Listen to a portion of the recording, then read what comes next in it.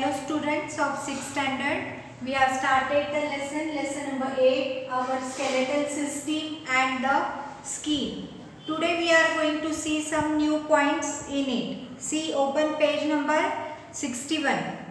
Observe a human skeleton in your school laboratory or a picture of a skeleton and classify the bones in your body into 4 types. Discuss the function of the bones. See here, there are, you can say, 4 types of bones are given here.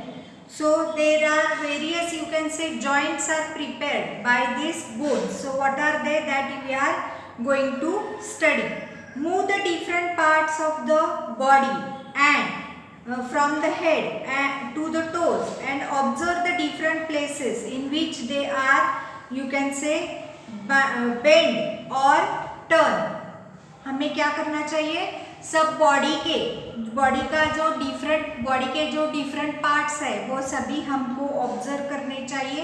Head से toes तक हमें सभी parts exactly observe करना चाहिए और हमें देखना चाहिए कि कौन कौन से प्लेस में, कौन कौन से पार्ट में कौन सा बोन टर्न होता है, कौन सा बोन बेंड होता है. ये सभी चीज़ें हम स्केलेटन से मालूमात कर सकते हैं.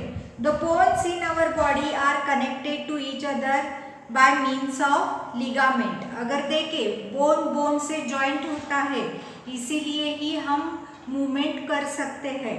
तो ये बोन से जॉइंट है, ये किससे जॉइंट होते हैं बच्चों? ये लिगामेंट्स होते हैं जिससे बोन को जॉइंट करते हैं. जॉइंट्स देखिए 2 प्रकार के होते हैं. अगर हम देखें जॉइंट्स तो मूवेबल जॉइंट और इमूवेबल जॉइंट.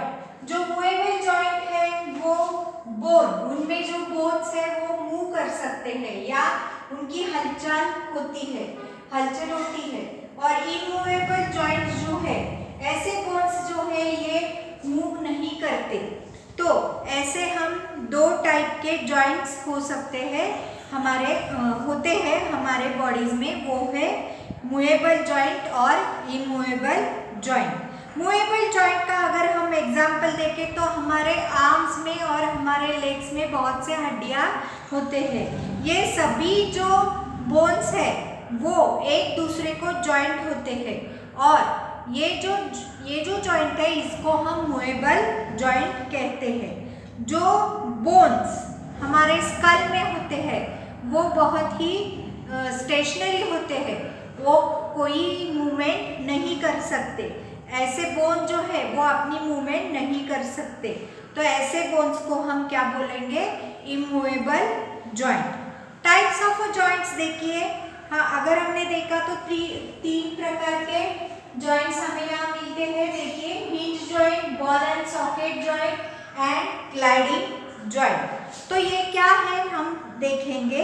देखिए, मूवेबल जॉइंट्स जो है इनमें ये 3 प्रकार पड़ते हैं, जैसे कि hinge joint, ball and socket joint and gliding joint. पहले हम देखेंगे हिंज जॉइंट क्या है. This is a type of a joint allows the movement of a bones only in one direction. It moves in an 180 angle. Example the elbow and the knees joint. अगर हम hinge joint देखें तो ये hinge joint जो है वो हमें elbow में या नीज में हमें ये जॉइंट ज़्यादातर दिखाई देता है. ये जो जॉइंट है वो क्या करता है? बोन्स की मूवमेंट करता है, लेकिन एक ही दिशा में वो क्या करता है? अपने बोन्स के मूवमेंट करता है. इसकी जो मूवमेंट है वो कितने एंगल से मूवमेंट करते हैं? इनका एंगल है 180 डिग्रीज. इतने एंगल से वो अपनी मूवमेंट कर सकते हैं. नेक्स्ट है देखिए बॉल एंड सॉकेट जॉइंट. अगर हम देखें इसमें जो बोन्स है वो 360 एंगल से क्या कर सकते हैं? मूव कर सकते हैं. ये 2 डिरेक्शन में इनकी मूवमेंट होती है. देखिए, जैसे कि शोल्डर और हिप जॉइंट्स में हमें ये बॉल और सॉकेट जॉइंट्स मिलते हैं. ग्लाइडिंग जॉइंट, ये देखिए इस टाइप का जॉइंट जो है वो ओनली एक एक ही तरफ ये स्लाइड करता है। और एग्जाम्पल है देखिए wrist एंड एंकल जॉइंट। अगर हम देखें wrist और एंकल जॉइंट्स में हमें इस प्रकार के बोन्स हमें दिखाई देते हैं। Organ helps us to sense whether something is hot और कोल्ड, रफ और स्मूथ। अगर हम देखें तो बहुत से हमारे बॉडी में ऐसे ऑर्गन्स हैं जो हमें दिखाते हैं कि कौन सी चीज़ हॉट है, कौन सी चीज़ कोल्ड है, कौन सी चीज़ रफ है या कौन सी चीज़ स्मूथ है। नेक्स्ट देखिए skin. Skin is an important and large organ of all living things. अगर सभी लिविंग थिंग्स में देखें हम तो स्किन सभी लिविंग थिंग्स को अपने ऑर्गन्स ढकने के लिए भगवान ने क्या दिया है, स्किन दी है, आउटर लेयर है ये। तो स्किन जो है इस पे क्या होते हैं, हेयर्स होते हैं। इस पर किसी को there are nails on the you can see skin at the tip of the fingers and toes. अगर हम फिंगर्स एंड टोज देखें वहाँ के अगर हम स्किन देखें तो वो स्किन जो है वो नेल्स में उनका एंड जो है वहाँ नेल्स होते हैं।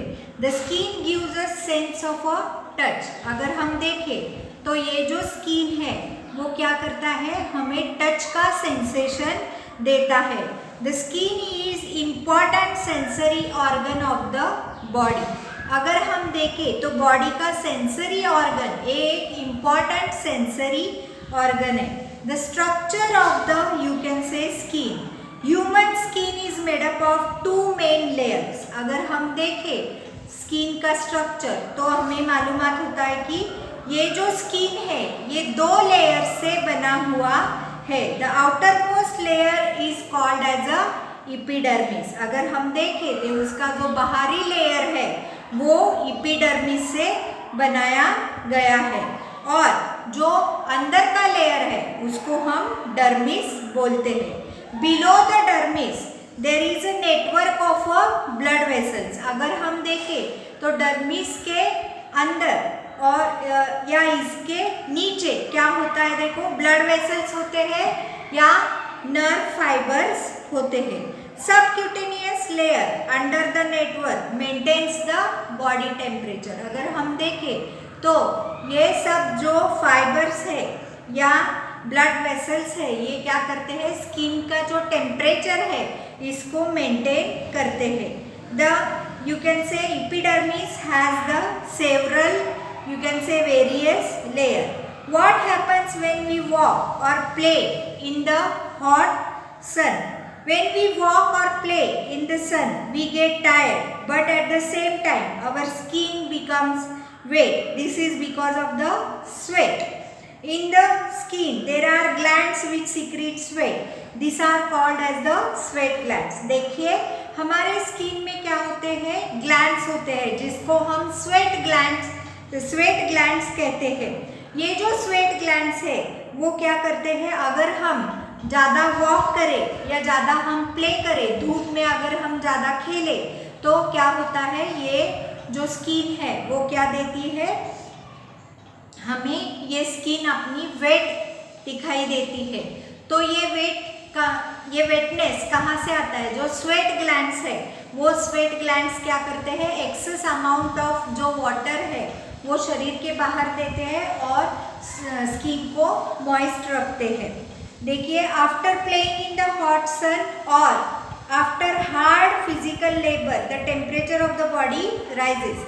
अगर हम खेलें या अगर हम ज़्यादा मेहनत करें तो क्या होता है, देखिए अपनी बॉडी का जो टेम्परेचर है वो अचानक बढ़ जाता है। तो इसके लिए ठंडा रखने के लिए, शरीर को ठंडा रखने के लिए स्वेट अपनी बॉडी से रिलीज किया जाता है। तो इससे क्या होता है, बॉडी कोल्ड हो जाती है। आवर बॉडी टेम्परेचर जो है वो कितना है, देखिए 37 degree centigrade. Functions of the skin, तो फंक्शंस क्या है, देखिए स्किन जो है वो हमारे शरीर के ऊपरी भाग में होता है। तो वो क्या करता है, जो अंदर के ऑर्गन्स है जैसे कि मसल्स है, बोन्स है या ऑर्गन सिस्टम है, इन सभी को प्रोटेक्ट करता है। तो अपने बॉडी में मॉइस्चर बाहर देने के लिए, बॉडी के बाहर फेंकने के लिए हमें स्किन का बहुत ही उपयोग होता है। ये हमें विटामिन डी सिंथेसाइज करने में बहुत ही उपयोग देता है, बहुत ही उपयोगी आता है। Releasing sweat to regulate body temperature, अपना बॉडी टेम्परेचर मेंटेन करना हो तो भी हमें स्किन का उपयोग करना पड़ता है। प्रोटेक्शन जो हीट और कोल्ड से है तो वो हम अपने स्किन से पा सकते हैं। स्किन एक क्या है, एक फंक्शनल या सेंस ऑर्गन है जो हमें सेंस देता है। वो कौन सा सेंस देता है बच्चों? वो टच का सेंस देता है। तो देखिए मेलानाइन, ये एक पिगमेंट है जो एपिडर्मिस में होता है। वो स्किन में कोई ऐसे विशिष्ट ग्लैंड्स होते हैं, ये ग्लैंड्स क्या करते हैं, ये मेलानाइन सीक्रेट करते हैं। तो मेलानाइन ही डिसाइड करता है कि एक मनुष्य का फेयरनेस और डार्कनेस जो है, एक मनुष्य के जो त्वचा होती है वो डार्कनेस और फेयरनेस जो है वो मेलानाइन के ऊपर निर्भर होता है।